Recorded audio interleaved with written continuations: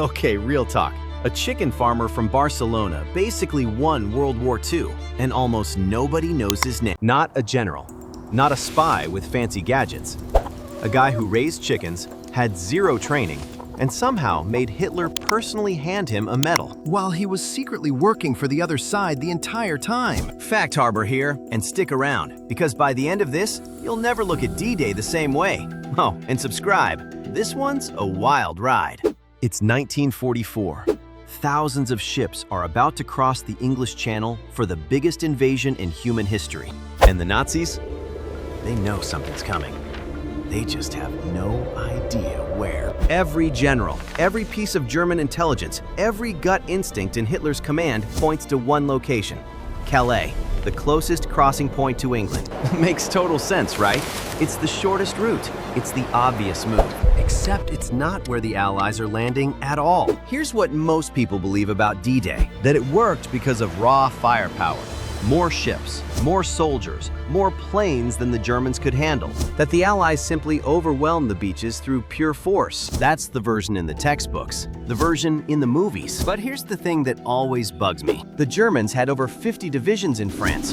They had tanks. They had time to prepare. So why did tens of thousands of Allied troops manage to punch through a coastline that should have been a slaughterhouse? Because the Germans weren't actually defending the right beach. While Allied forces stormed Normandy, entire German divisions, hundreds of thousands of troops, sat waiting in Calais for an attack that was never coming. They believed with total confidence that Normandy was a decoy, a trap. The real invasion, they thought, was still on its way somewhere else. And that belief didn't come from luck. It came from one man. A man with no military background, no spy training, who talked his way into becoming Britain's most valuable secret weapon.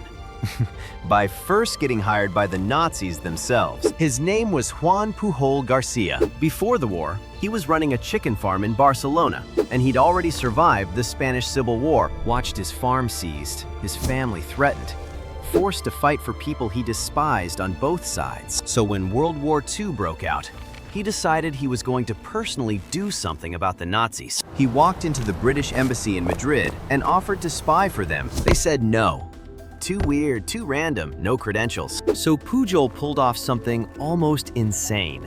He went to the Germans instead, pretended to be a devoted Nazi sympathizer, and got himself hired as a spy. They handed him invisible ink, cash, a code book, and orders to move to London. He never went. He moved to Portugal, bought a map and a tourist guidebook of Britain, and started inventing reports from a country he'd never even visited. And this is the part that gets genuinely unbelievable. He didn't stop at lying about himself. He invented an entire network of fake spies. A Swiss businessman in Liverpool, a Venezuelan student in Glasgow, a pilot smuggling letters out of London. None of them were real. Not one. He gave each one a family, a personality, a backstory, purely so if the Germans ever caught an inconsistency, he could blame a fictional sub-agent instead of himself. This is exactly the kind of thing Fact Harbor lives for, because it gets even stranger. One of his letters described a real Allied convoy that had genuinely just left Liverpool purely by coincidence, and the Germans wasted real resources hunting a threat that didn't exist. British intelligence intercepted his letters, got suspicious, launched a manhunt for this mystery spy ring, and eventually realized the spy ring was one guy in Portugal with a library card. They didn't arrest him.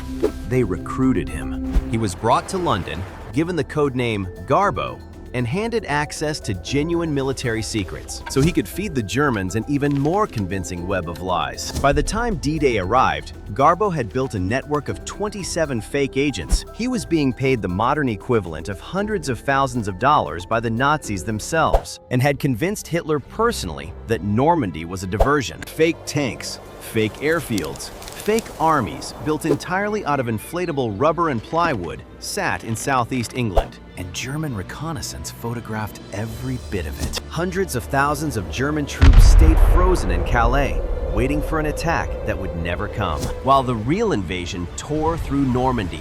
Here's the detail that still gets me. After the war, Hitler awarded Garbo the Iron Cross for his loyal service. Weeks later, Britain secretly gave him the OBE. Same war, same man. Medals from both sides. Nobody on the German side ever found out. He faked his own death and vanished into Venezuela. And for 40 years, the world had no idea he was even alive. If you made it this far without skipping ahead, congratulations. You've officially got better attention span than the entire Nazi intelligence service. So smash like, hit follow, and subscribe to Fact Harbor, because trust me, the next one gets even weirder.